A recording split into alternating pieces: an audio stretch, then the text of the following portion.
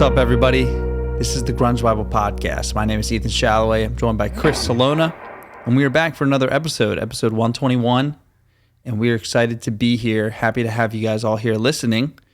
And we start the show off by asking how we're doing. So, Chris, how are you doing, man? How am I doing? Well, it's good to be here regardless of how I'm doing. I think we need to get that out of the way first and foremost. It's good to be with all of you listening. I don't really know how I'm doing today. I was really busy yesterday, and today was really busy. Had some annoying shit go down earlier in the morning that just kind of like threw the whole day off. But, that's just kind of what happens sometimes, and it all evens out in the end. I also, yesterday I broke my blender bottle, so I got to get a new one. The top fell off, so... that's just a comedy of errors along the path, but I'm doing all right. I really can't complain about too much. It's time to podcast, right? How are you? Yeah, I hear you. I'm doing well. Coming off the heels of the U.S. Championship. Yes. And, it went well for the people that are following along and listening. I finished 5th in the U.S., which is great, my highest finish ever. But the performance was a little lacking. I needed to be one more person to be in the spot that I wanted to be to make the world championship team or have a chance. So I was kind of indifferent and kind of caught I should be happy, but I'm not. So I was in the in-between for a little bit, and you're kind of confused on what to feel. So I wasn't incredibly upset because I performed well. I felt worse at meets. I felt worse after certain meets in the past. So I felt accomplished, but you're always left wanting more. So thank you everybody that was following along and cheered me on and gave me support. That was really helpful, but we have to move on, and there are more opportunities ahead. So I'm excited for what's next and everything. It's been a really, really good year and fun year. So, and there's still more season. But yeah, it was good. It was a good meet.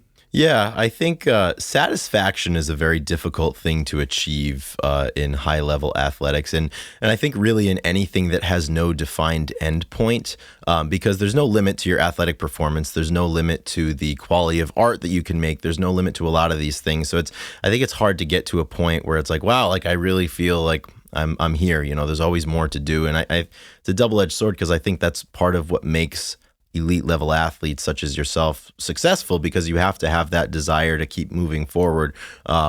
And I think, that's on full display here. It's like one of those things, you get to a point where you're not satisfied with a certain performance, like USA's, but you look back and it's like, it's so much better than previous performances at that stage. So, there's progress to be had, but satisfaction is tough to get your hands on. Absolutely. It's in an event that requires peak performance. And the numbers are the numbers. You can always compare, the meets directly to each other. There's objectivity in this sport for sure. Yeah, so I talk about it's really difficult to be completely happy when it's not your best throw of all time. You know what I mean? You're not in the best position ever, and that can be difficult to, difficult comparisons to be had. So it's all good. I am really happy with a lot of things. So.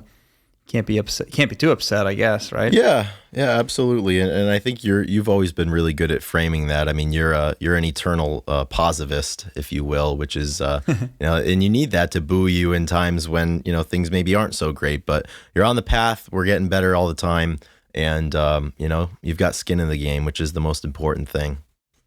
Yeah, I dabbled in pacifism once. Not Nam, of course. Not Nam, of course. So today we have another great episode that we are going to kind of, off the heels of our last episode where we recapped the movie Singles, we're going to go into the soundtrack here and kind of maybe go song by song, kind of an overview of some of the stories and some of the impact that the actual soundtrack had on the scene and what came out of it.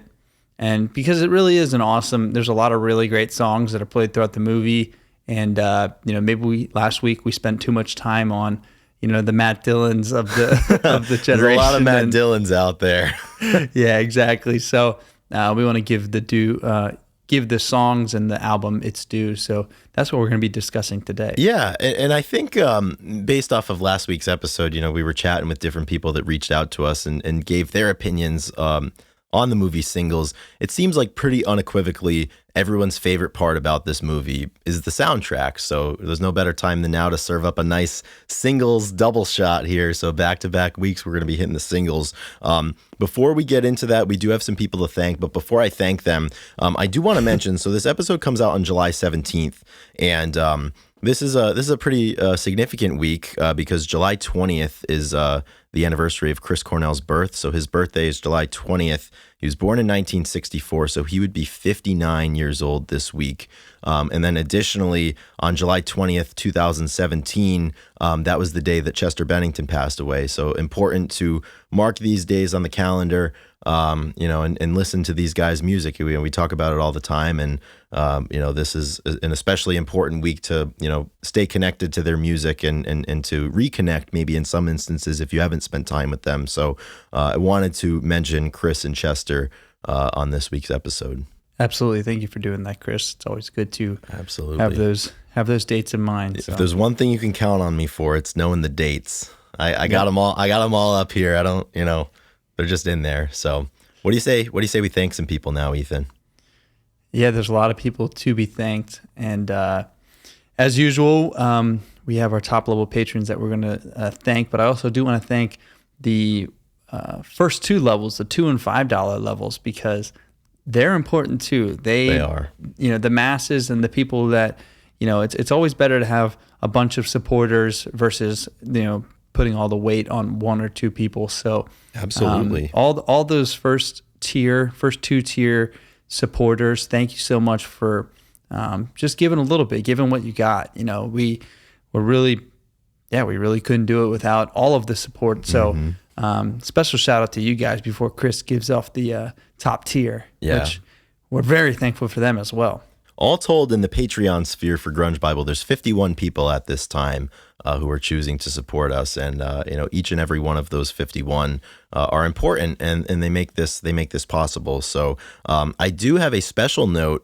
So last week, if you remember, we gave a very sincere and rousing call to arms for people to support this show and get a little bit of skin in the game. And it seems like somebody was inspired, somebody who was already a longtime Patreon supporter at the $5 level has kicked their game up to the $10 level, joining the top tier, top of the totem pole. So I'd like to thank Julie Van Siever for their support. We're moving on up. Julie is now a member of the $10 tier. So Julie joins a very, very esteemed list of individuals who I will thank at this time.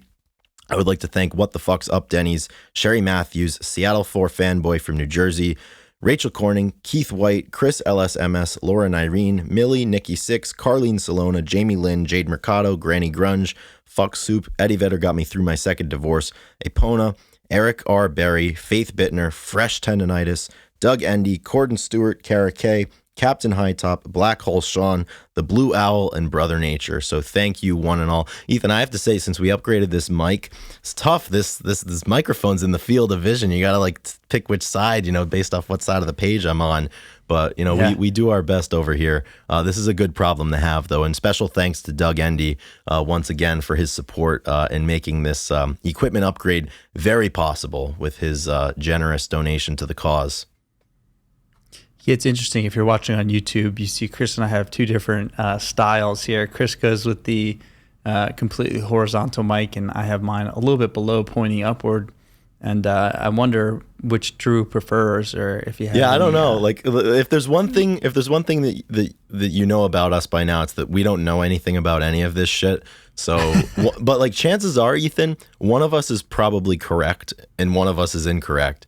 Or we're both wrong. What if it's supposed to come down from the top? Industry standards got to be out there. Yeah, I'm just gonna bolt something into my ceiling, and it's just gonna drop right in front of me. Yeah, I'm reverse bobbing for apples. Yeah. Oh my gosh. The sound's great, so that's the most important thing, right? Absolutely. Yep. And we have some tripods coming in, so we are going to be upping our video game. Yeah. We've been trying. We've had some difficulty. We might have to upgrade how we send large form videos over, because WeTransfer is just not getting the job done. WeTransfer is definitely not going to be on the Patreon list. Yeah. Yeah, we've been giving them money for 2 years now, and if we can change to something else, I think we're pretty much ready for it. So yeah. 1,000%. So yeah, I think that's coming in due time. But what's here currently, we got a little bit of singles talk, as we said. So what do you say, Ethan Shalloway, that we get into this thing? Yeah, let's do it. Where do you want to start? Well, we should start with the date that the soundtrack came out. And the soundtrack was released on June 30th, 1992. And the important caveat here, I don't know if this is industry standard. I would assume not. The soundtrack was released 3 months before the film came out. The film came out in September of 1992. So that seems a little unique to me. You know, they got the soundtrack out there, like, you know, because by the time 1992 it's like rolled a trailer. around, yeah, like by the time 92 rolled around, like, yeah, we're in the summer, and like grunge has like already reached its apex, basically, you know, because Nevermind, 10, Badmotorfinger, the likes, you know, they've already come out into the world. So I think this was a strategic play to kind of latch onto that and you know, get some more dollars in the pockets of the fine individuals over at Epic who put this soundtrack out, and it certainly worked out. It's been certified 2 times platinum, and there's a lot of interesting things, you know, when it comes to the background of this soundtrack, and as it relates to the movie. So the movie was actually shot, and it was, for all intents and purposes, finished by mid-1991, but it didn't come out until September of 1992. So I think the public's perception of what was going on in Seattle was vastly different in maybe June of 1991 versus the following year in June of 1992. I mean, Teen Spirit hadn't come out, and it wasn't all over the place on MTV. 10, a lot of these albums hadn't come out, and they hadn't really taken their place in the public consciousness. So it's really kind of interesting to compare and contrast, and, you know, see what songs they chose, and what artists they had involved. So as we'll go through the soundtrack, there's a, you know, it's got a lot of great players from Seattle. It's got a lot of people, you know, that aren't from Seattle that were an important part of that era as well. But most notably, there's no Nirvana on here. Nirvana is nowhere to be found. And that's really interesting because Nirvana was, you know, they were the biggest game in town by the time 1992 came around, certainly by the time the summer came around. And at the time, Warner Brothers, who put this movie out, they really, really wanted Nirvana to be involved, obviously, because it's, you know, it's a big cash cow. There's a lot of money on the line. And Warner Brothers actually was pressuring Cameron Crowe to change the name of the movie from Singles to Come As You Are. And that obviously did not go down. And even if it had gone down, by this time, Nirvana had become, you know, so wildly popular and just omnipresent all over the place. It was going to be very expensive for Warner Brothers to get Nirvana into the movie. So citing that, and then in addition, Kurt Cobain shot the idea down out of hand without even asking the other guys in the band. He just didn't want to be a part of it. He didn't want to do the whole movie thing. So Nirvana is not here on this soundtrack, but there's a lot of really great artists that are. And it's interesting, you know, if this movie had happened later, a year later, 2 years later, I think there might have been some artists on here that maybe signed on, that maybe didn't sign on, or there would have been different artists on here. But it's really interesting because there's some artists that are involved in this soundtrack that didn't really jive with the movie and didn't really hold much credence to being on the soundtrack. But it was just something that you did. It's something that the record label told you had to do. So most notably, Billy Corgan of the Smashing Pumpkins, Drown, is on here. He was none too pleased about what happened afterwards, and we'll get into that once we get into some of the songs. I actually have some good passages from Mark Lanigan's memoir about his singles experience that we'll get into. But Ethan, how about, as we do on the Grunge Bible podcast, we can start and just kind of work through these songs? Yeah, I'm down with that. And the first one's an easy one that we've talked about a ton. And to no surprise, Wood is on here, one of our favorite grunge song of all time. I'm not sure. Someone by the name of Jerry Cantrell. Lane Stanley. Yeah. Alice in Chains opening track. You know, love that. Love that for the band. Obviously, they're playing this in the movie at one point. Right. And I think that was the only time that it was played. Right. It wasn't like an actual overlay on the video. Yeah, so it was that live performance there in the movie, and there was no situations where some of the protagonists were in the car or like listening to the radio, and this was on. It was exclusively present in the movie as that live performance when they were at that club listening to Chains Lay It Down, and they also had that savage performance of It Ain't Like That, which interestingly enough is not on the soundtrack, but if you're swinging for the fences, you got to put Wood on there, and they certainly obliged. And it does, It Ain't Like That comes up on the deluxe edition, and there's a lot of songs that they include the live recordings for the stuff that was done live. So Right. It Ain't Like That and Birth Ritual, the live performances.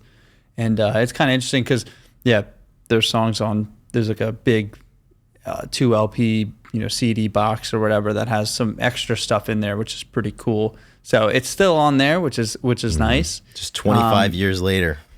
Yeah. And there's, also songs that were played that were not included in any of that stuff throughout the movie that we can talk about later. Yeah, 1000%. But yeah, So this one's great. I mean, obviously happy what to else have can it. you say about it? That's what, the best what, part. what are we going to say? Ethan, we've put ourselves in a position where like we never really have to talk about Alice in Chains if we don't really want to, just because it's so synonymous, I think, with the stupid bullshit that we do here. Yeah, everybody knows our thoughts if they know anything about us. And the second song is Breath from Pearl Jam, which if you listen to last week's episode, you know my thoughts about it. I thought this was one of the standouts. It was present a couple of times throughout the movie. And interestingly enough, this one wasn't on 10. This wasn't on the debut album. This was this was one that was recorded in the sessions, and it was put out on this single soundtrack. But I think Breath is such a perfect encapsulation of that era of Pearl Jam. And they just had this very distinct sound in 1991, 1992 that they progressed away from. But if you're gonna make a film and you're gonna make a soundtrack that in a lot of ways serves as a microcosm of what was going on at the time, I think Breath is a really, really fantastic song to have on there. Yeah, absolutely. And is this the only Pearl Jam song on the soundtrack? Yes. No, State of Love and Trust as well. And State of Love and Trust, of course. Which neither of them were on 10. Yeah. Yeah, and they're both obviously really awesome songs. I mean, State of Love, Breath has just like such a beautiful guitar, rhythm, and then the drums are so early Pearl Jam. Like I really do like that song too. It's just the floating drums that you feel on the early versions of Alive too. It's the same thing. You just start rolling with it. It's like this song has such a momentum to it. It starts, everything kicks in, and once those drums, you're just rolling down. You're rolling down the road. It's a really, really great song. It's got some great lyrics in there too. I love that part where it's I suggest you step out on your porch, run away my son, see it all, oh see the world. And that's like the spirit of Pearl Jam, I think, in 1991, 1992. And there's a great Eddie Vedder quote that I always think about when I think about that era and I think about these songs specifically. And he was in an interview once, he said, he's like, the one thing about going from the audience to the stage in just a year and a half is that how it feels to be down there. And I think that's that and like the Stickman Alive figure, those immediately come to mind when I think of early Pearl Jam, Mookie Blaylock type stuff. So fantastic song to have on here. Yeah, great choice, really. I mean, it serves the movie really well. So yeah, it's great to be on the soundtrack. Yeah, it is. Let's see. Next song. The Seasons Zone. We're getting into some seasons here. Yes. I mean, this song is beautiful. There's some really great, obviously, studio performance by Cornell that he has. And I'm really glad that he took this, this tape and made it into what it is, because it's a special song. It's so dynamic. I mean, the guitar part is like, not to be overlooked. I mean, it's really beautiful. Yeah. It's just one of those songs that you go back and listen to it, and it's one of my favorite Cornell arrangements for sure. Yeah, and I love the story that we spoke about last week. Chris had seen this essentially, it was a stage prop, the Ponsier tapes, and there was just a bunch of random names on there, most notably Seasons and Spoonman as well. And he was so inspired by them that he decided to go home and write songs that were titled after the titles that are on the Ponsier tapes. And this one, Cameron Crowe got his hands on it and loved this song so much that he decided to include it pretty prominently in the movie. Once again, I think this one is in the movie in a few different places. And it's cool, you know, people shit on the movie and the plot and everything and the acting, but I mean, if we had to go through that ordeal to get songs like this, it's totally worth it, because, you know, these are some of Chris Cornell's, you know, some of his best works, and the fact that it's here is really, really special and really perfect. You know, Chris hadn't released any solo stuff by this time. You know, it was Soundgarden and Temple of the Dog. So for Seasons to be the first kind of foray into that, what a good place to start. Yeah, and like you said, they released this 3 months before, and yeah, I'm just thinking about how genius that was, because they probably drummed up a ton of, and you know, the impact of the soundtrack and the movie. I mean, it really got the name out for a lot of these bands, right? And it's interesting to think about the impact and what it would be, and you know, my mind starts thinking like, what would be a good comparison to today, like if you have a group of people, bands that are on the cusp, and they come together and make this, you know, powerhouse soundtrack specifically for a movie that is supposed to capture, like, could be LA, could be Nashville, or, you know, the music scene that's going on. And it would be really cool to see like what today's day and age would be. Like what scene do you think would fit this? Oh man, like, I don't know. I feel like the modern day equivalent would be a musician or a band would cut a song and initially release it as like a sound that you could create reels to on TikTok, and then it just like goes off, and they're like, oh, like where's the full song? And it's like, I'm so glad you asked. It's coming out in a couple of months. I feel like that's like the modern day equivalent of it. And it's interesting because there are a few songs on here that this is the first time they were released, and we'll get to it in a little bit, but Nearly Lost You by the Trees, and we'll get into what Lanegan had to say about that a little later on when we get to the song. But, you know, it was the first time they went out. You know, Sweet Oblivion hadn't come out, and, you know, the full album, the Dirt album, hadn't come out by the time the soundtrack was out. So there's a few of them that, you know, they're stretching their sea legs here on the single soundtrack, and it was a rather lucrative venture, and it got a lot of people, you know, a lot of these other bands, you know, maybe this was the first time that they had heard certainly Chris Cornell solo, or maybe it was the first time they heard a Trees song, or maybe it was the first time they had become acquainted with Mother Love Bone, which we'll get to in a little bit. Before we get to Mother Love Bone, there's a few that we have to get to. I know you loved this one last week when we were talking about it. You're a big Dyslexic Heart guy, Ethan, huh? Oh yeah, I just Paul Westerberg. He's the Replacements, was a part of the Replacements, and had a couple other solo stuff. And I just, you know, his voice is just great. And for some reason, it's just, to me, it really is a soundtrack song. Like there's songs that fit movies and fit, like, you know, people's lives and what's going on. You know, it's like that meme that I sent you the other day. It's like, I don't know what's going on. I don't know what's going on in my life. I'm just in charge of the music. And like, this is a perfect example. It's just, it fits the times. And I'm glad that they included 2 songs by him. It just, the sound, and it just fits really well. So happy that it's on there. Yeah. Yeah, it's a perfect soundtrack song, and I think not from Seattle, but it's all right. No, but that's okay. You know, we'll can't all be from there. Yeah, they can't all be from. I mean, we're not from Seattle, so we could lie and say that we were, but we should have done about as far as you can be from Seattle. Yeah, exactly.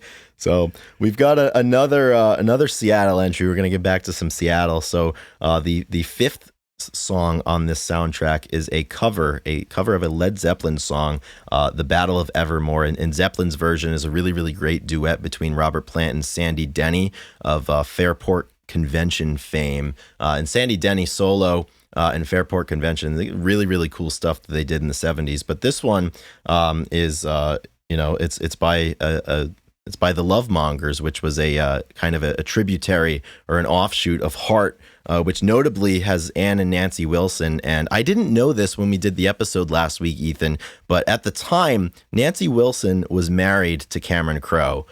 So this one makes perfect sense. And Heart obviously being one of the notable acts of years past from that area. It's good that they were involved here. I have to say though, I don't much like this cover version of the Battle of Evermore. No, I used to be a big Zeppelin guy. I used to really get into some Zeppelin. I don't really get into them too much anymore, but Sandy Denny was an incredible vocalist. There's a really great solo version of her singing Who Knows Where the Time Goes, which was also released with Fairport Convention with the full band. But, this one, because of the connection, because of who's doing the singing here, who's doing the playing, it's a good one to be on the soundtrack. But this one doesn't really do much for me. Yeah, I mean, it's hard to cover Zeppelin. There's bands that are, make it really difficult. But I thought it was pretty... I thought it was... Yeah, exactly. Yeah, see what kind of response you get. I mean, and it doesn't matter how, 70s your voice can sound or whatever. It's going to be tough to compare. So, but I thought they did a good job. I like it. I mean, it's an interesting choice for sure. Like the cover, that is, when you talk about the background, how it's connected, that makes more sense. But I was a little surprised, but pretty solid in my books, but I don't know. It's all solid. It's problematic because I'm definitely judging it against its peers that are also on this soundtrack. And this is just absolute powerhouse of a soundtrack. Obviously, like we said, I think it's most people's favorite thing about this film would be the soundtrack. And that continues on when we get to this next track, which is the sixth version or the sixth song on the soundtrack, which is Chloe Dancer, Crown of Thorns from Mother Love Bone. And obviously, this soundtrack was released a couple of years after Andrew Wood had passed away. And this song, I think, really provides a good bit of emotional weight to the soundtrack, and particularly I think when it was played during the movie, and just obviously with Andrew Wood no longer being alive at this time, it served as a good tribute, and also a good introduction to a band that maybe not many people had known of, because by this time it was Pearl Jam. It wasn't former members of Mother Love Bone and Green River. It was Pearl Jam. And Cameron Crowe in 1992 was talking with Rolling Stone, and he actually discussed the choice to use this song here. And he said, as it relates to the film and the inclusion of this song, he said, "I wanted to write something that captured the feeling in that room. Not Andy's story, but the story of how people instinctively need to be together. Is anybody truly single? Mother Love Bone's hybrid track, Chloe Dancer, Crown of Thorns, provided the film and soundtrack with a hefty emotional punch, but also introduced some history to new Pearl Jam fans like myself." And that is why I think it's so special that this is on here, because it is a history lesson, and it is a look towards the past. When the future was so bright and the future was so big at the time with Pearl Jam, taking flight in 1991 and in 1992 when this soundtrack was released. But this one, it just feels right to be on here. And I think you can't think about Seattle and what was going on musically there without mentioning Andrew Wood and without giving him his due. So I'm glad that it was given here. Is anyone truly single?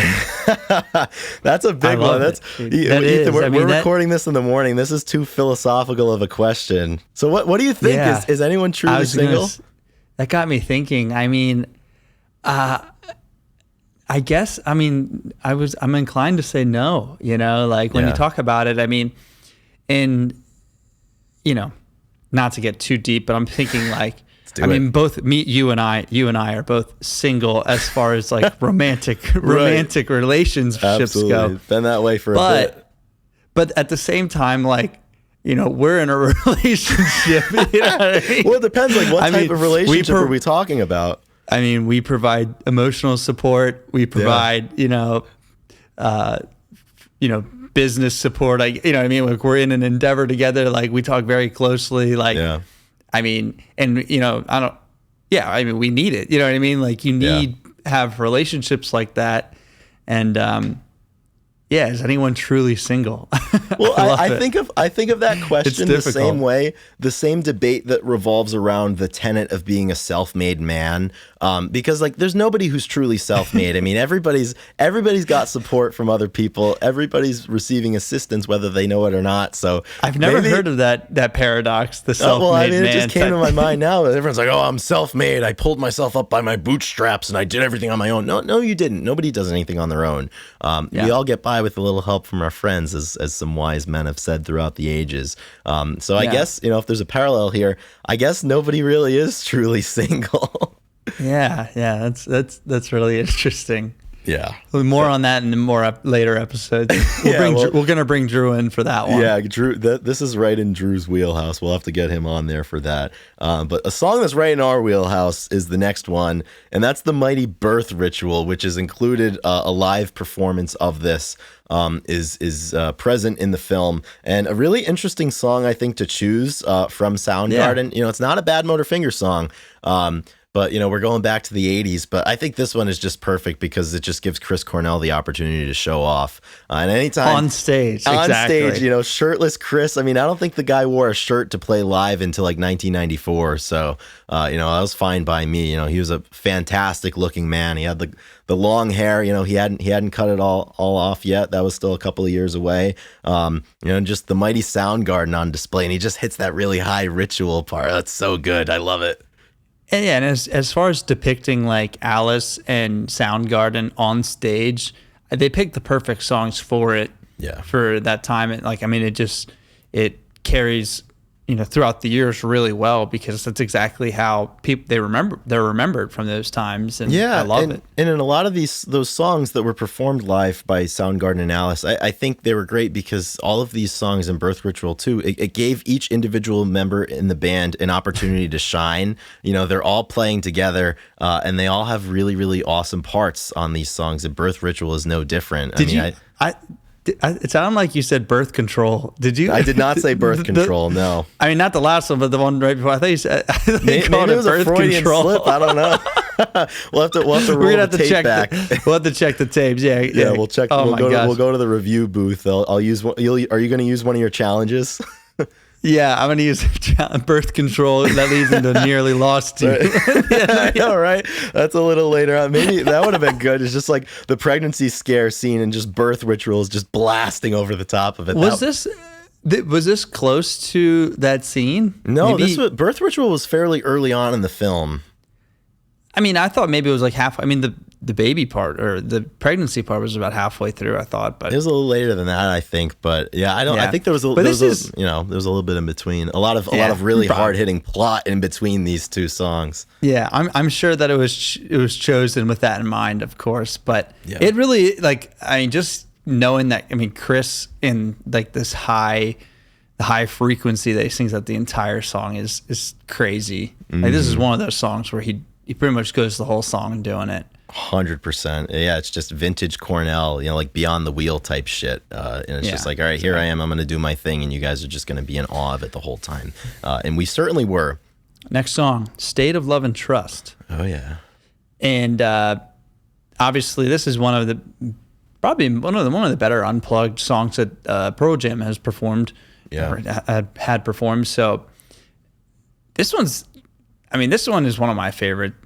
I mean, I say that all this fucking time, but like, hey, you can say it can be true, It can be true, yeah. I mean, it's groovy. It's got a lot of energy to it for like.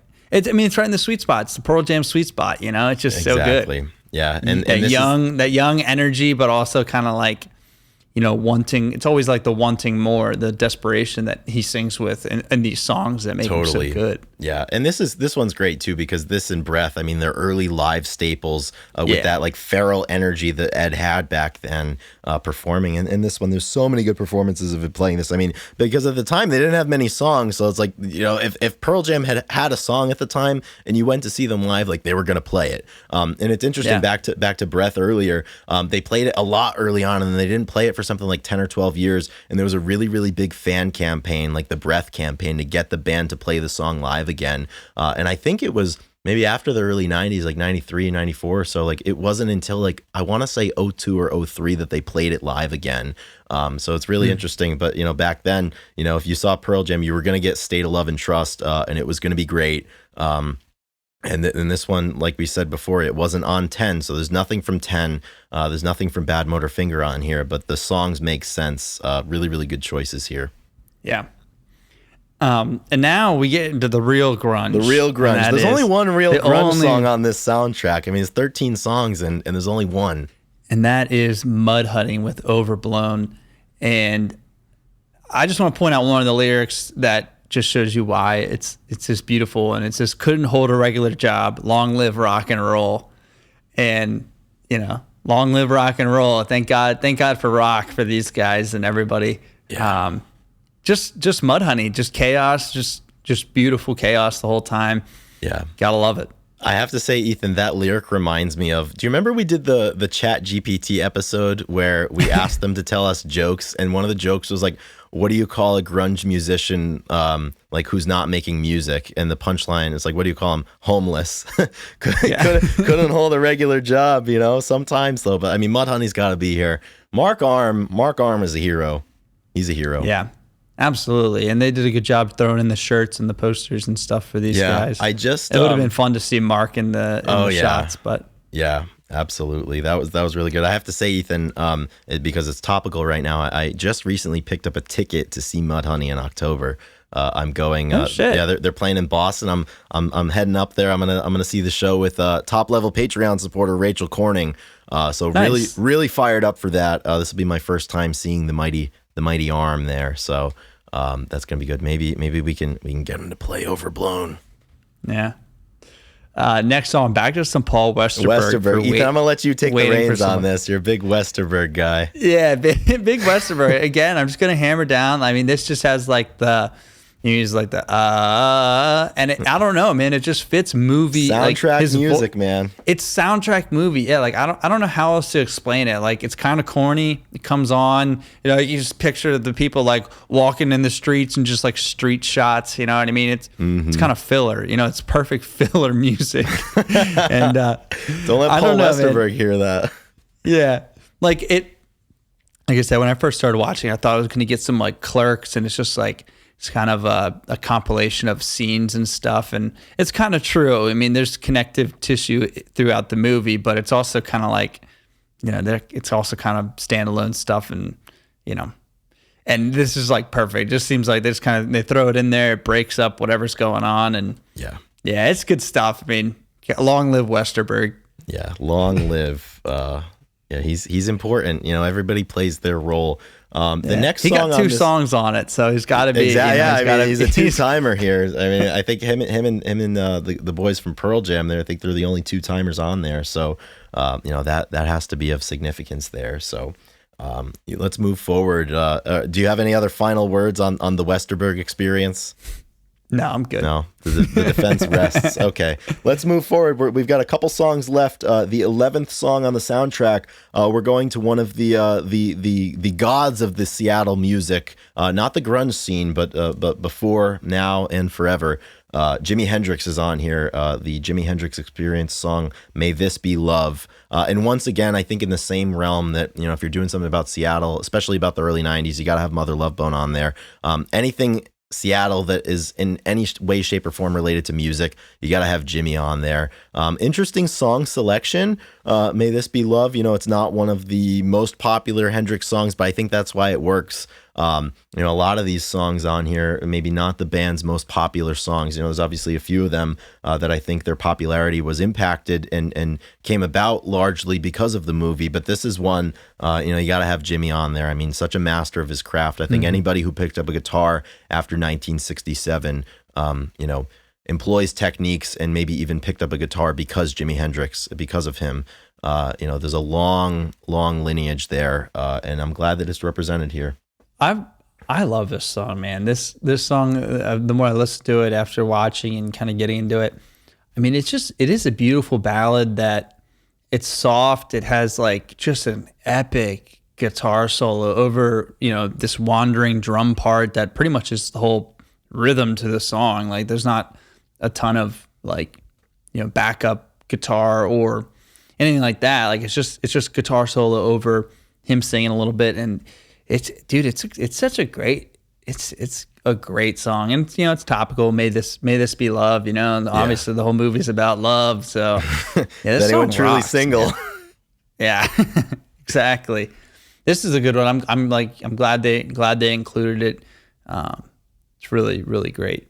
Makes you want to listen to more Jimmy. Yeah, I've been on to hear those solos, man. Yeah, I've been riffing some Jimmy lately. He always comes back into the fold for some reason when I hit the summertime. Like some of his bluesy shit, like when you're just driving, going to the beach, like it hits really well. So this is a good era for some Hendrix.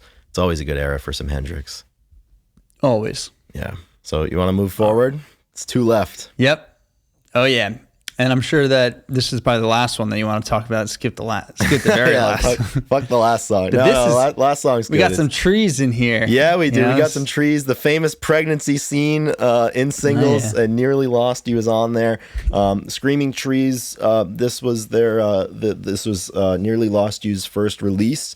Sweet Oblivion had not come out yet. And Ethan, there's something about me as it relates to just my general temperament, but also my temperament towards this podcast is any chance I have to settle a score, I'm going to take it. So if you remember, and if you've listened for a long time, we're in the habit of reading reviews. And once we got a very scathing review about the podcast in the Apple reviews, and somebody was just bagging on us for Wikipedia. Apparently, all we do over here is read Wikipedia. Well, you know what? I say fuck that because I have some primary source material here. I have Mark Lanigan's memoir, Sing Backwards and Weep. And Ethan, if you'll indulge me, I would love to read a little bit about this and provide some background as to how Nearly Lost You was involved and what Lanigan thought about it. Of course, Chris. This is honest. These excerpts that we can read, lyrics and any type of stuff is going to be way better than anything that we can say. So please give us the goods, Chris. Absolutely. So they had finished cutting Sweet Oblivion, and I'm just going to go right to the book here. So here we go. Back in Seattle, I got a frantic call from Bob Pfeiffer. You have to take a cassette of Nearly Lost You to a hotel downtown and give it to Pearl Jam's A&R guy, Michael Goldstone, right now. What the fuck for? What's he got to do with us? Bob went on to explain that Sony was putting out the soundtrack to a movie called Singles, based on the Seattle music scene, and quote, every Seattle band is on it but you guys. Who gives a fuck? That sounds incredibly lame to me, I replied. Don't you get it? They're trying to fuck us. Every Seattle band on Sony and several others, but not you. And you're part of Sony. It's an intentional fuck over. From who, Bob? I don't know, but I refuse to let it happen. Now get your ass down there with that cassette. Pissed off that I had to be the ambassador as well as a messenger boy for the band, especially for something I considered to be weak as fuck, I nonetheless walked over to the hotel not far from my apartment.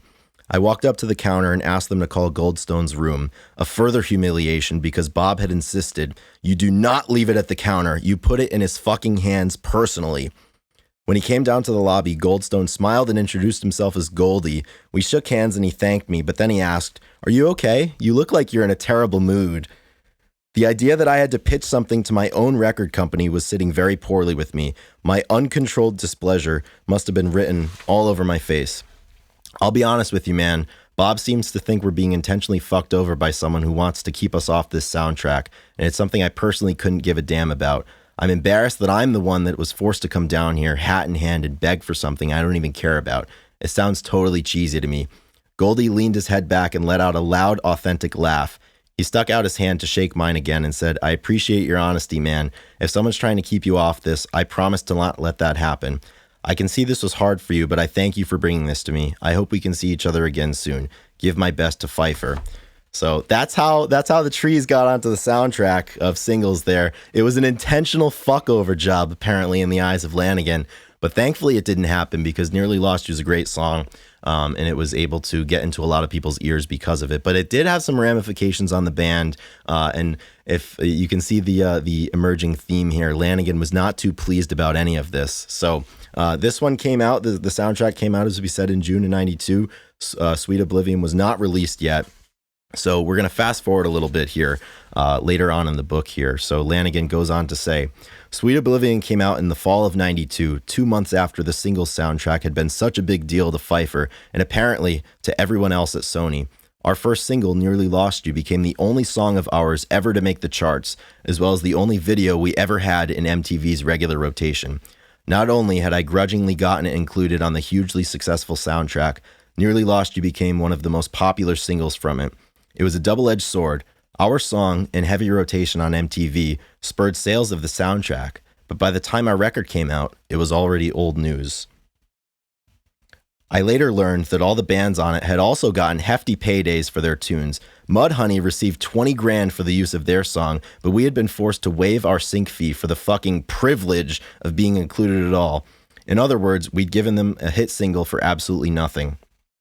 Our album went on to sell somewhere around 300,000 copies, well short of the 500,000 sales required for a gold record. I remember reading somewhere that we were raised to peak in our record sales due to the soundtrack. I knew the reverse was true. We'd shot ourselves in the dick for the sake of the soundtrack, a soundtrack we'd helped to sell, never receiving a single penny in payment at expense of our own album. A soundtrack to a film that I had been told by friends who'd seen it was just as corny as it sounded when Pfeiffer had first told me about it. A lame and sap-filled farce of a movie. It was supposedly set in the Seattle scene, but sounded like an episode of General Hospital, an obtuse bandwagon jump if there ever was one. To me, it may well have been the Spice Girls film. Seeing a poster for it featuring actor Matt Dillon in a terrible wig was as close as I ever got to watching it. That poster, plastered all over town, told me more than I ever cared to know on the subject. Years later, while drinking together post-gig in an NYC bar, I stuck my lit cigarette into the pocket of Matt Dillon's suit jacket when his back was turned and set it on fire while I walked away. That's Holy Lanegan, man. shit, dude. That's Mark Lanegan for you. That is unreal. That's pretty good.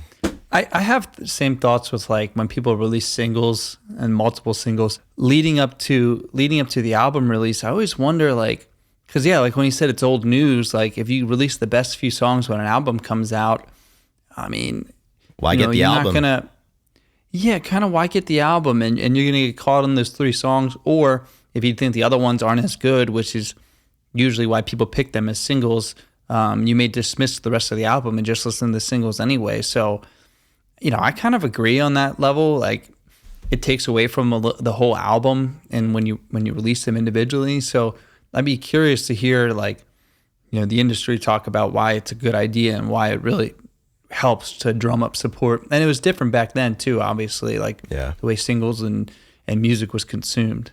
Well, I think it's because they really tried to hit the home run with the soundtrack, so they said fuck it to the band. But I mean, to not even pay them, I mean that's tough. That doesn't make any sense. The classic Ethan, we know this one. Oh, you're paid in the exposure that you get.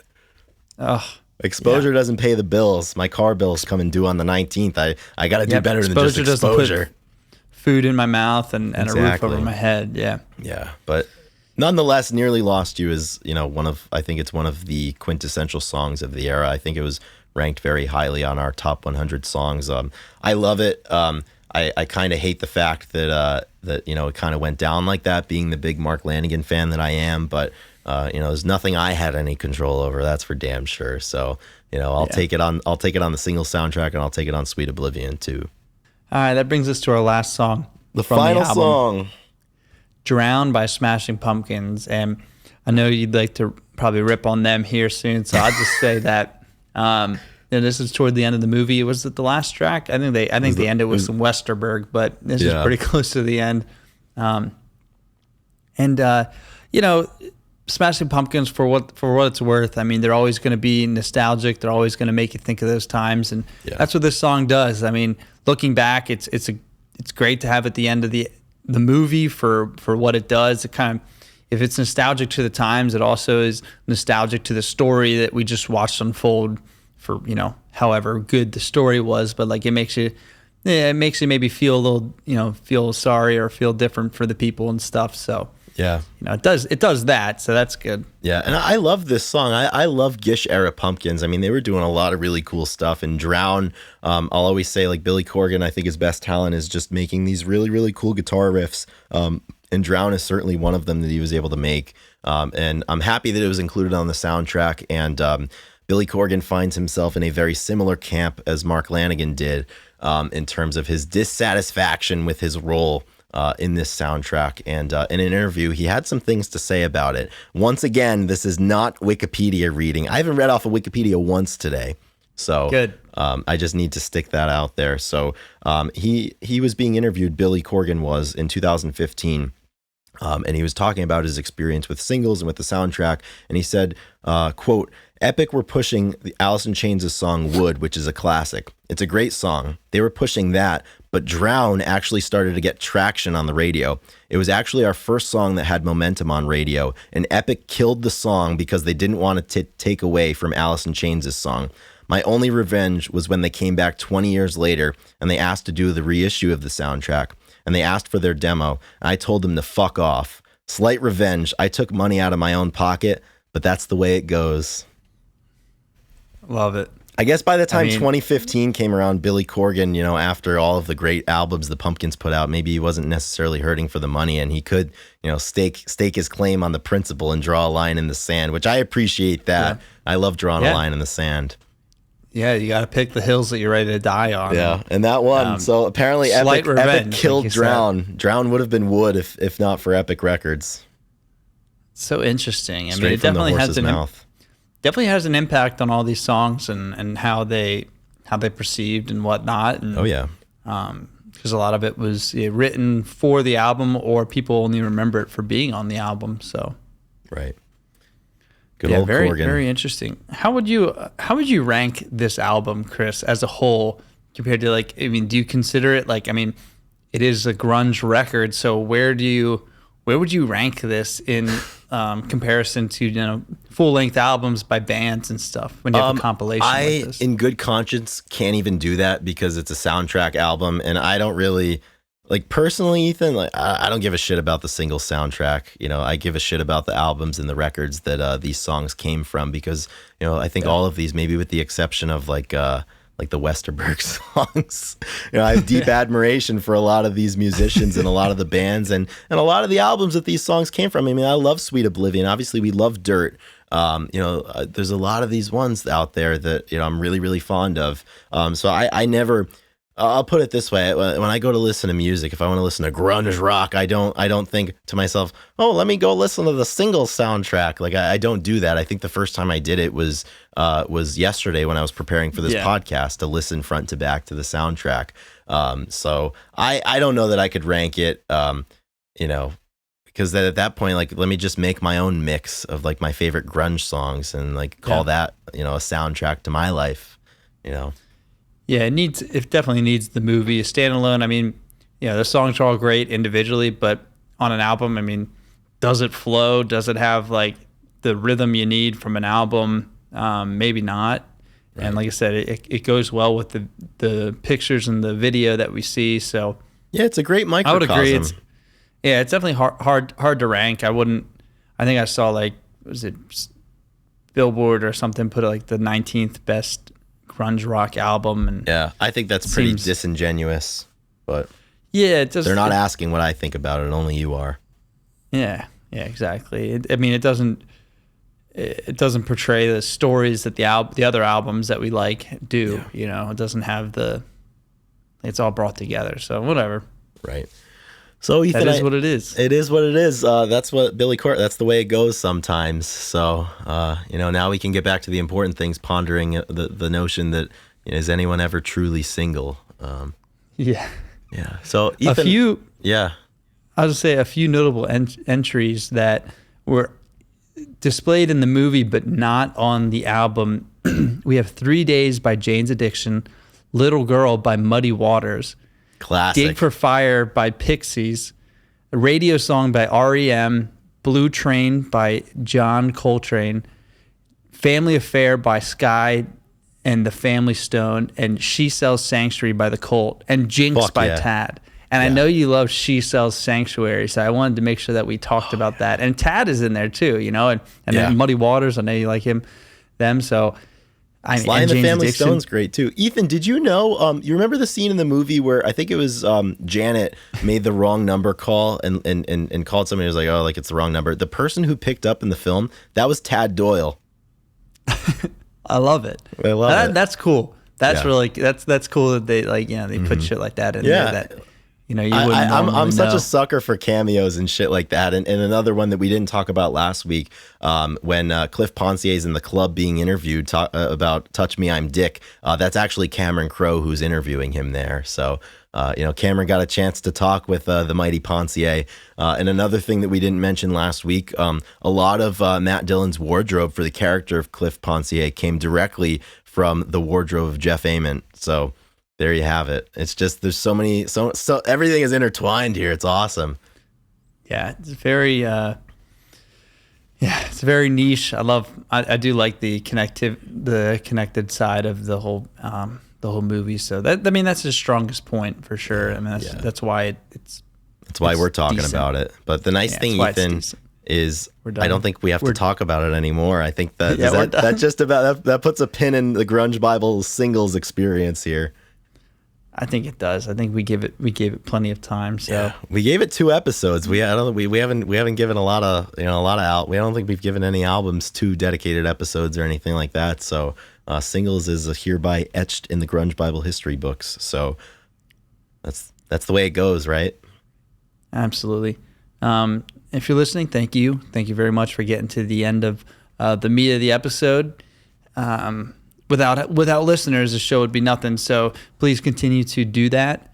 Follow along, share this with your buddies, so then we can grow, get the algorithm rolling, get people seeing us, and because we got some really exciting things coming up. Big things coming soon. Big things coming soon. Next week's gonna be a really good one, and I guess we maybe should have said at the top of the episode, but we're gonna have an interview on with one of our favorite artists that we've talked about a ton. Unless he backs out, but I don't think he's gonna, so I feel safe saying this. And that's PD USA. He has a single out and a new album coming in September. And I think, Chris, we've talked about it. We've been giddy since it's looking like it's come into play. That you couldn't have asked for a better person to come on and talk about his music career and what's going on in the life of PD. Yeah, I'm really looking forward to this one. Jonesing for it. I'm jonesing for it. I'm really jacked off about it. This PD's Lean Into Life album from 2021 has crossed the threshold from being one of my albums of the year, one of my albums of the following year, to one of my favorite albums, period. I think it'll remain that way for the rest of time. And he's got a new record coming out this fall, September 22nd. So I'm really looking forward to being able to chat with him about all things PD universe. So this is going to be really good. It's going to be a good one. Yeah, definitely tune in next week. It's going to be awesome. Yeah. And follow PD and follow all the stuff he does. You probably know who we're talking about. Right. And maybe you don't know that he does music, but he does. So we're going to get into that next week. It's going to be awesome. We'll get into it. So also at this time, I'd like to thank our producer, Drew McFadden, for all of his work behind the scenes. So when we say big things going on behind the scenes right now, that's Drew. Drew's a large part of that. So definitely need to give him his due. And also, everyone who's listened, who's left a comment, who's followed, who's shared the podcast. The analytics are looking really good right now. We're starting to reach more and more people. So that's my favorite thing, when we can share this community and get more people involved in it. I think it makes everything better. And it makes things super fun, because that's what it's all about, hearing from people, sharing experiences, sharing stories, talking about this music. So we're going to be here for a long time doing that.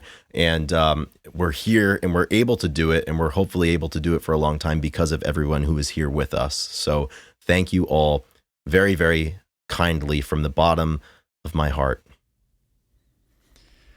So I think the last thing that we have on deck is going to be Songs of the Week. Well, I guess we have 2 things we need to talk about. Yeah. But Songs of the Week first. Yeah. Yeah, and I can go first if you would like, Chris. Yeah, please. Let's hear it. So this one is, I believe it's going to be the heaviest song that we've ever put on the playlist. Oh yeah, let's hear it. It is death metal. And so I was in Eugene for the national championship this past weekend. Right. And when I got in, I had a long travel day, and I flew to Atlanta, and then I took a straight flight to Portland, and then I drove down. When I got down, it was 10 o'clock by the time that I finished unpacking and getting ready for just being there. So everything, I needed food though. Everything was closed at the time because things just closed really early in cities like this. So I went to a pizza shop. The only place that was open was Slice Pizza, and I went in there, and the dude was cool. The pizza, they just heated it back up, and it was kind of shitty as far as like it was pretty crusty and whatnot. That happens. It wasn't fresh. Yeah, and it was closing time. Cold and then, pizza happens. So I believe maybe it closed at 11. I think, or maybe it was. I think I got out after 10. Everything was closed except this place. Closed at 11. Right. And then 11 o'clock. As soon as 11 o'clock hit, the guy went back to the auxiliary cord. They was playing music on, and he put this song on, and it was just like it went from like really like listening to some rap and stuff, and then I went to this song called "I Will Return" by the Black Dahlia Murder, and it has this like extreme like kind of pulsing guitar to start it, and then it just gets and like it just makes you really want to like head like the pits opening up, and then it just goes like crazy, and it's really heavy. And I had to go up and I was like, yo, I was like, what song? I had to tell him after. I was like, I'm gonna buy it, I'll buy a drink now and so I can tip you because I like this song. And I was like, what is it? And so he started telling me. He had to tell me the name like 4 different times, and I still like kind of forgot it. But luckily he showed me on his phone, so I knew what album artwork to look for. Right. And the Black Dahlia Murder. And it was like, and he told me to listen to another band called Thy Art Is Murder. So I was getting them confused. A lot of murder going on here. A lot of murders. Yeah, dude. So it's really heavy, but I was kind of, I wanted to be in the heavy mindset. So it's crazy, but it's got good instrumentals. At the end of the day, the death metal and the stuff like those guys can, shred. And the shredders, man. Yeah, they can actually rip. So that's sick. I'm going to put that on there for some fun. Yeah, that's going to be a really good one. All right. What do you got, Chris? Well, I'm going to keep it short and sweet. No frills. We spoke about it a lot. My song of the week is going to be Nearly Lost You by the Screaming Trees. I'm going to include that here. So that's really all I have to say about that. So 2 good entries for songs of the week. Yet another hopefully quality podcast in the books. And as we leave you, Ethan, there's a saying, right? The good things come in threes, or is that bad things? Probably both. I don't know. All right. Well, good. In this case, good things are coming in threes. So for the 3rd week in a row, we are going to close out our episode with more from the Social Act Band. We've been talking about them the last couple of weeks. We've been posting about them on the Instagram page on Mondays. As we've mentioned, the Social Act Band, really, really great guys. They're from Chicago. They've been around forever. Great personal friends of ours. And they've got a really killer double album coming out later this year. So, without further ado, we're going to have to send them off with some more Social Act Band today. Ethan, what do you think? I think it's a great idea. I always listen back to the podcast on Monday, like all of our listeners do. I'll put it on, and we got to the end, and Hey Yeah, Trash Can came on, and it was a beautiful, beautiful finish. And I just enjoy listening to the guys play and just show why they love music so much. So please stick around and take a listen, and go check out their YouTube and their Instagram page, because that's where you're going to find all the updates and get more music from them. So yeah, man. And I have to say, the one thing, like the most badass part about this podcast, I love the way this is probably not a complicated technique, but like when the episode's closing out and Drew starts the song at the end, it's so fucking sick because like we're still talking a little bit. I feel like I'm on the radio. It's awesome. Oh yeah, dude! Close us out with some music. I do love that too, and that's why I like putting songs at the end of the podcast if all possible. I mean, yeah, it's fun. We just got to get on some people's white lists, some allow lists, so we can play it royalty free. Exactly, and so the act has given us permission. So yeah. Without further ado, please enjoy more of the Social Act, and we will be back same time, same place next week. All right, everyone. Enjoy. We'll talk to you next week. Take it easy, everyone. Here is the Social Act Band.